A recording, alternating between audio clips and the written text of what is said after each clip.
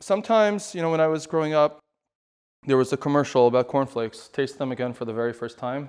Sometimes you have to go back to the basics and just try to re-explore and re-examine some very basic things. So Pesach is coming up in, not to scare anyone, but it's a little over 2 weeks.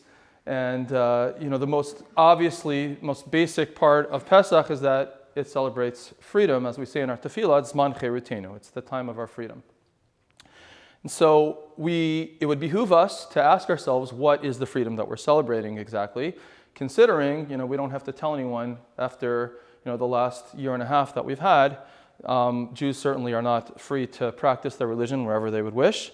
And we certainly don't have freedom of expression and freedom of movement, as we would desire.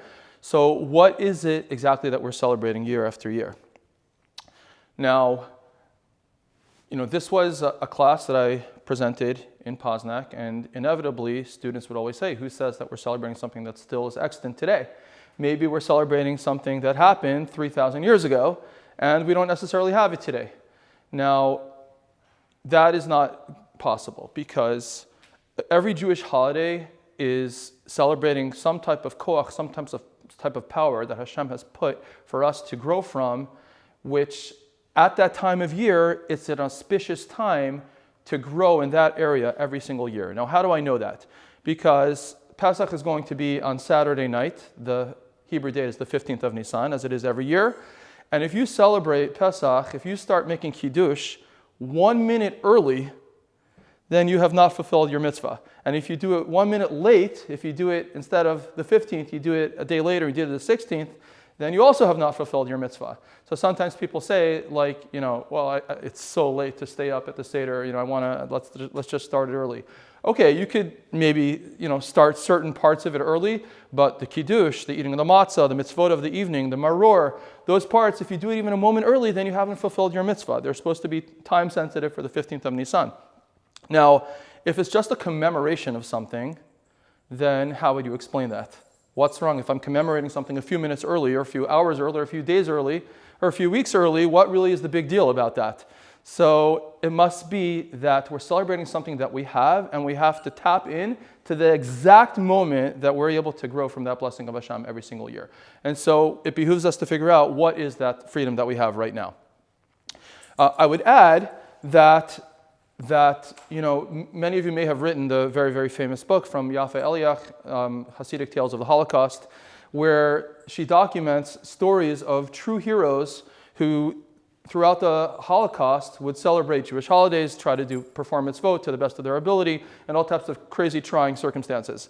And she tells all these stories about people who would find a way to have a Seder and bribe a guard to be able to bake matzahs and get provisions for Pesach. And so that's really not, no, it's fine. It's I'm enjoying it. It's fine. Yeah. It's really nice that they would try to do that, and it's really amazing and heroic that they would try to celebrate Pesach. But we have to ask ourselves, what were they celebrating? What were they celebrating in the most difficult of circumstances that one could ever imagine? In the middle of a concentration camp, what exactly is the cherut? What is the freedom that they're celebrating in the first place? How would we possibly explain that? So I'm going to present a formula, and that is that freedom, at least the freedom that we're celebrating, and we'll try to make the case that this is the only real true freedom, the freedom that we're celebrating is the opposite of the slavery. There's one section in the Pesach Haggadah which details the specific parts of the slavery that Pharaoh was trying to place upon us. And if we examine all those different parts, we'll see that there's a common theme, there's a common denominator, and if we put it all together and understand the common thread, we'll understand exactly what he was trying to do to us, and then we can understand, conversely, what the freedom is that we're celebrating. So just going to pick out certain sections from the section of the slavery in the Haggadah. So let's start over here. It starts by saying, Vayanunu, and they afflicted us, they made us suffer, Kima shenemar, as it says, Vayasimu alav sari misim, lamana noto b'sivlotam. They placed, now, most places, most Haggadot will translate this as taskmasters. There were actually Jewish taskmasters that the Egyptians placed over us to make sure that we fulfilled our quota of bricks, our quota of storehouses, etc., etc. But the actual literal meaning of sarei misim, a mas, is a tax, not a task, but a tax. They placed tax collectors upon us to ensure that we would provide a certain quota of bricks or whatever they were having us do. Now, why does any country place a tax upon its citizens? Because they want to produce a revenue. They want to produce revenue so that they could build infrastructure, so that they could do what the citizens need, etc. But that's not what it says over here. It says the only reason that they placed these taxmasters over us was to make them suffer. Laman anoto b'silatam, so that they should make us suffer with our burdens. Not your standard reason for a tax. So Egypt at the time, as we know from history, was at the height of society. They were at the height of architecture. They were at the height of, the militarily, every single possible way. Egypt was at the height of the world society at the time. They didn't need the money. They didn't need the storehouses. They didn't need the slave labor. They did it all just to make us suffer. And so that was, in a nutshell, just looking at this selection, that was their goal. Okay, let's continue. Then it says, Vayiven are miskinot lefaro. So they built store cities. Now, the word miskain in Hebrew, of course, in modern Hebrew, miskain means, somebody who gets himself into trouble all the time, like a kid who's like very mischievous. But sakana in Hebrew actually means, what does sakana mean? Danger. So the rabbis understand from this word, arei miskinot, cities of danger, that they were actually built on foundations that could not hold the pyramids. They weren't able to hold it. They built it in quicksand or land which wasn't able to hold it. Now, of course, that sounds counterintuitive. Why would you have your slaves build store cities that weren't able to stand? So we could see from here the sub-goal, the goal of the slavery is they actually weren't looking for productivity. They were trying to make us miserable and feel like our lives were without meaning. And whatever we were trying to build wouldn't last. They were trying to actually do the opposite of what it seems that they were trying to do. So this, just to read the words of the rabbis, miskinot comes from the word miskain, meaning danger. This teaches us that the store cities were built on top of dangerous quicksand that couldn't sustain them. So and the names of the store cities were Pitom and Ramses. They're Arei miskinot. Okay. Another example. So it says they gave us work. If there's one line which encapsulates the slavery, it's this pasuk, it's this verse over here. It says the Egyptians gave us vayavidu et bnei Yisrael, vayavidu Mitzrayim et bnei Yisrael befarech. They gave us work of perech. Now, what is this funny word perech? It only occurs 2 times in the entire Torah. So usually Haggadot in English will translate it as crushing labor, backbreaking labor, something like that. But if we want to get an exact example of this word perech, so let's look at the context in the other place the Torah uses it. The other place the Torah uses it is when it is referring to a employee or worker that somebody has. And it says you're allowed to give somebody any type of work that you want to give them, as long as they're willing to do it. You can give them any type of work with one exception. Lo tirda bo befarech. You can't work somebody with perech. Now, what does that mean? So I'm going to read to you the examples that Rashi gives, and Rashi is just quoting this from our rabbis. Rashi says, it means unnecessary jobs for the purpose of tormenting him. Example, do not say to him, warm up this drink for me when you don't need it. Or hoe under this vine until I come back, and you may never come back there. It's kind of like when I grew up in Montreal, so my brother and I, we lived across from a huge park.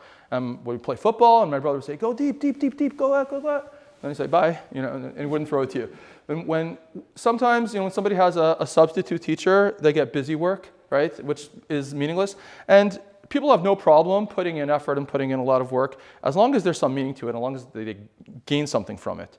But when there's absolutely no purpose for it, then that is real torture. Because everything I just did is for nothing. There's no purpose to it. So, there's the famous myth of Sisyphus, right? The Greek myth of Sisyphus, right? He's eternally damned that he has to roll a boulder up a hill and down the hill, and then up the hill and down the hill, and that goes on for eternity. Now, there's nothing more demoralizing than doing something which has no purpose at the end. And there's a famous story of a Soviet prisoner who was, he was taken to the Gulag, and his punishment was that he had to grind wheat into flour, and they gave him a lever, and he had to turn it day after day for 10 hours a day, and there was a wall in front of him, and they wouldn't let him see what he produced. So he does this for 20 years, just waiting until he'll finally be released. And then, when the 20 years are up, they say, do you want to see what you've produced all these years? And he says, yeah. They take him and there's nothing there. And that was like the greatest torture that a person could possibly have. Because when there's no purpose to something, then it's demoralizing. It demoralizes you. It makes you feel completely useless. No purpose. Okay. So that is what work of perek is. And the Talmud gives an example of this type of perek they would give us. What is hard labor? Our sages explain the verse. All their labors which they rigorously imposed on them, Rabbi Shmuel Bar Nachmani said in the name of Rabbi Yonatan, they gave strong workers easy tasks and weaker workers heavy tasks. Now, imagine that you had like an industrial psychologist who your company hires to try to get maximum productivity out of your company, right? They're not going to ask, the strong workers to do the easy tasks and the weaker workers to do the strong tasks. That's obviously counterintuitive. The only reason that they would ask someone to do that is if they're trying to get minimum production, not maximum production. So it's kind of like the industrial psychologist is out to get, minimal production from the people. Why? Because that demoralizes you the most. It makes you feel like your life is without purpose. And the idea of it is, the goal of it was that if Bnei Israel felt that there's no purpose to my life, then they're going to be, completely demoralized and depressed, and they're not going to ever be able to rebel, which is what they were afraid of in the first place. As Paro says, in the beginning of the slavery, maybe another nation will come and they'll attack us, and then the Jewish people will go and join them and fight against us. But when somebody is so subdued that, they feel their life is without meaning, then they're not able to raise themselves up and feel that sense of confidence. This is straight out of the Haggadah that we're going to read in 2 weeks. It says, Ve'etam aleinu, our labor. What does this refer to? This refers to the children. As it says, every boy that is born, you shall throw them in the river. Now, why does the word amalenu, our labor, literally means our efforts? Why does that refer to our children? Because I don't have to tell people that, child rearing takes a lot of effort, a lot of work, and babies crying and pampering your babies, and the worst of all, carpooling your kids and everything that you do, but it's all worth it, because at the end of the day, you're going to get nachat from your children, and they're going to hopefully, bring light to this world. But in Egypt, the people would put all their effort into their children, and then as soon as they were caught, they were snatched and they were thrown into the river. So it's just another example of they're putting their effort in, they're putting their labor in, they're putting their hard work in, and then after all that, they see no fruits of their labor. And that's why it refers to the children as amalinu, our efforts. They were efforts which were fruitless efforts. Okay? Commentaries say, how does hard labor refer to children? Because parents are willing to exert themselves for their children, so long as they will get pride one day due to their efforts. But during the slavery, all their efforts for their babies were in vain. They never grew up to give them nachat. And this is a little long-winded example. Just tell it over to you. While we were slaves, we were fed matzah, right? It says matzah is lechem oni, poor man's bread. Not only does it represent their freedom, but matzah was also what the slaves were fed, during the slavery. Why? Because what is the symbolic nature of matzah? Matzah has absolutely nothing extra, but it's flour and water, the bare basics of what you need to live.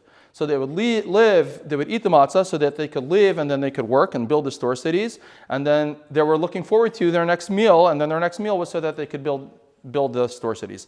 There was no sugar in it, there was no yeast in it, there was nothing, no added flavor, nothing to give them enjoyment in life. It was just live to work, work to live, no purpose at the end. So if we put all of these examples together and we really hone in on the slavery section of the Haggadah, then we see exactly what they were out to do. They were out to make our lives meaningless, purposeless, having absolutely nothing to look forward to, no value in life, no purpose in our lives. We say in Pirkei Avot that it says that the 10 Commandments were charut on the luchot, on the tablets. Charut means engraved, but we all know in a Torah scroll there's no vowels. And it's purposeful that there's no vowels because certain words are meant to be read in different ways. And the word charut in Hebrew could also be read as cherut. And what does cherut mean? Freedom. That means the 10 Commandments represented freedom. Why is that? Because when we were slaves for 210 years, that means generations of families, all they knew was just complete meaninglessness. then when we got the Torah, we got our purpose in life. That was what true freedom is. Now, why is purpose true freedom?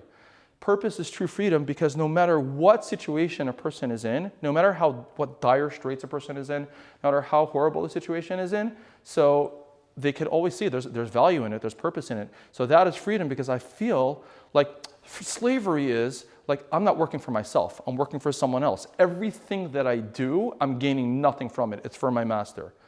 But when a person has purpose in their life, then no matter what I do, it's all benefiting me. It's all there for me. I'm getting the benefit of it because there's some meaning in it. There's some purpose in it. People were very, I'm just going to give you, an example from my life. People were very surprised, when we had a child with like severe special needs, 12 years ago, and they said it's like you're taking it really well. It's like not a big deal, etc., etc. I'm like, this is what Hashem wants. So this is my purpose. I'm actually complimented. If Hashem says that I can benefit from this, then this is how I'm getting purpose right now.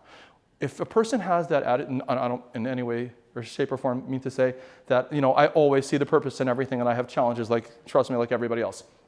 But if a person sees the value in things, then everything you're doing is actually accruing benefit to yourself, not to some other master. It's all for you, because things might be really, really hard, and everybody has their challenges in life. But actually, if Hashem wants you to be in that spot right then and there, then that is where Hashem says you're getting the maximum benefit.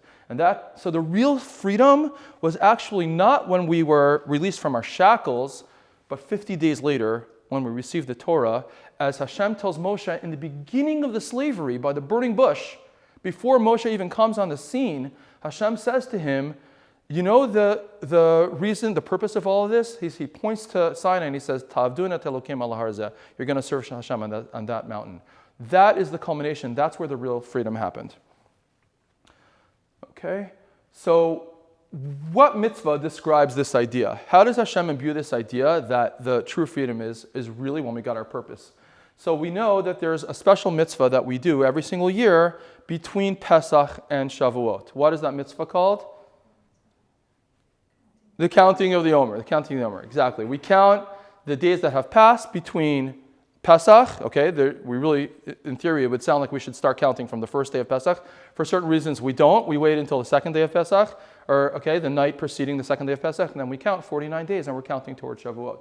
As the Torah tells us, right, you should count for yourselves from the day after the rest day, that means the day after the first day of Pesach, from the day following the rest day, 7 weeks, they should be complete. You shall count until the day after the 7th week, the 50th day, which is Shavuot, and then we bring a special offering to Hashem. Now, what is the purpose of this counting? The purpose is that we're connecting, like a slave counts the days down and makes little notches in the wall, waiting till I get my freedom. That's exactly what we're doing. We're counting the days between Pesach, when we got our shackles removed, our physical freedom. But what good is physical freedom? You may as well stay in shackles if you don't know what to do with yourself.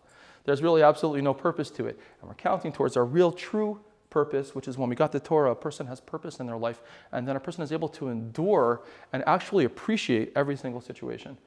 Now, I'm going to show you a video. I'm sure many of you have heard of Dr. Viktor Frankl, a very famous psychologist who went through the Holocaust, and during that period, he gave a lot of people encouragement, and he was able to help people find purpose in their lives in the most dire straits possible. Now, it's very easy for me to stand here and say, okay, in the worst situations, let's find purpose in our lives, etc., etc. And I don't claim to, be the one who can necessarily do that all the time.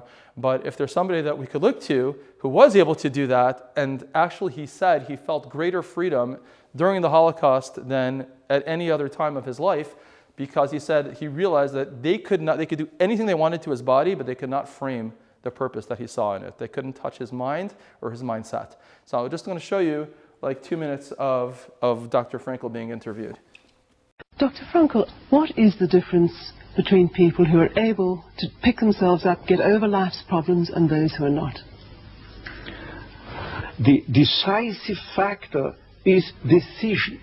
The freedom of choice, the freedom to come up with a decision. It should be, I would like to become this way or another, in spite of conditions that should only seem to fully determine my behavior. I wish to act freely as a responsible being, which is a human being. I wish to act in accord with heredity and environment, owing what I become to them, but also, if need be, in spite of the worst conditions. This is exactly what you could watch and witness under severe, extreme conditions of stress or of tragic conditions. Just think of people living for several years under the worst conditions of a prisoner of war camp.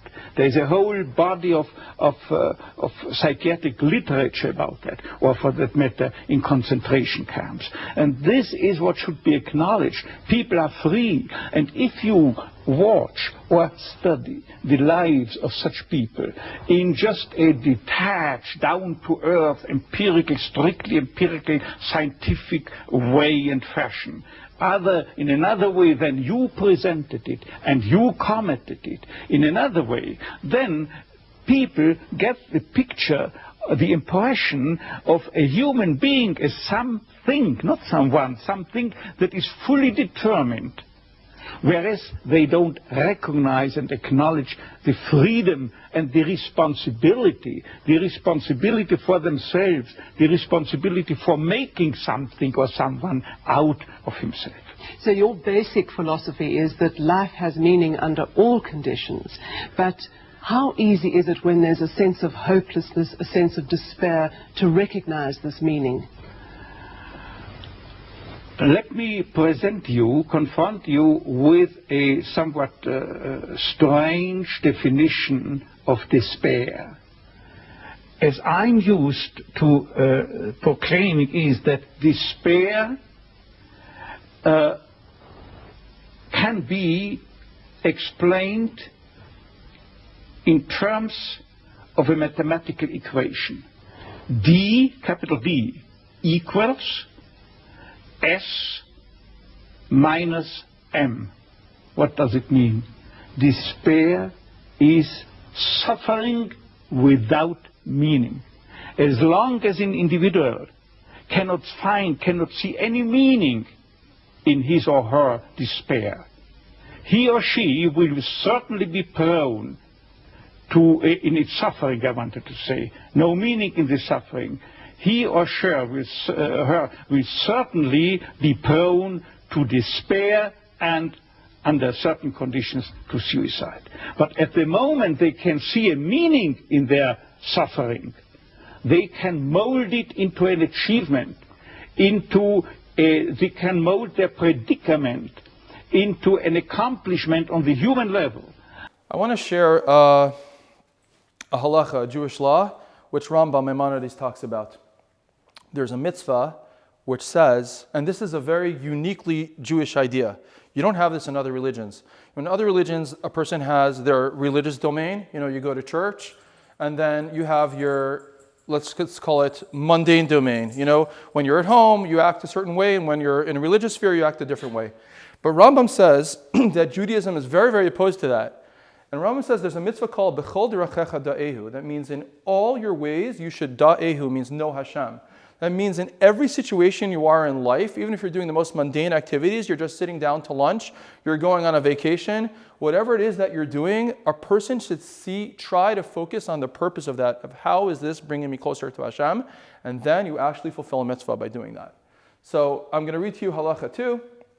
He says, a person should direct his heart and the totality of his behavior to one goal, becoming aware of Hashem, blessed be He.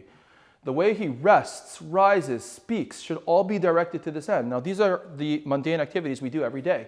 For example, when involved in business dealings or while working for a wage, he should not think solely of gathering money. Rather, he should do these things so that he will be able to obtain that which the body needs: food, drink, a home. So you could have two people doing the exact same thing. Two people are going to work.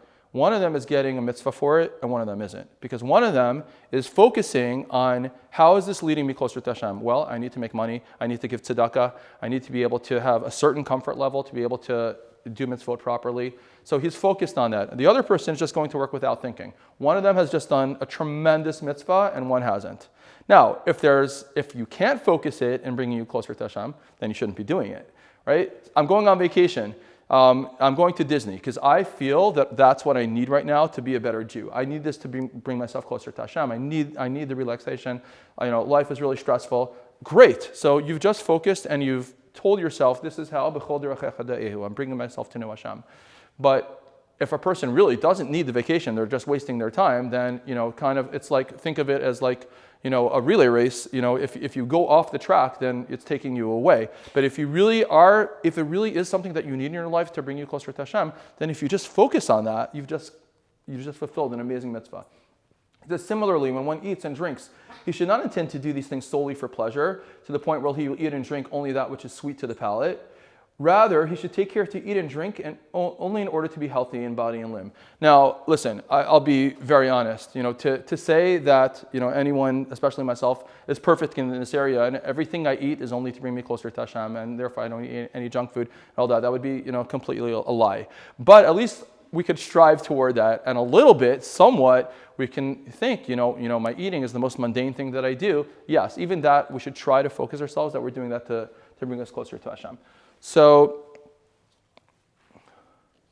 okay, we'll pause over here. The main idea is, as we started, when Pesach is coming, and there's a lot of hustle and bustle when it comes to Pesach, and a lot of preparations, and hopefully Bezrat Hashem, families coming in, and we're going to have amazing seders and food and all that. But we also have to, in the midst of all the hustle and bustle, we have to come back to the basics and understand what it is that we're celebrating.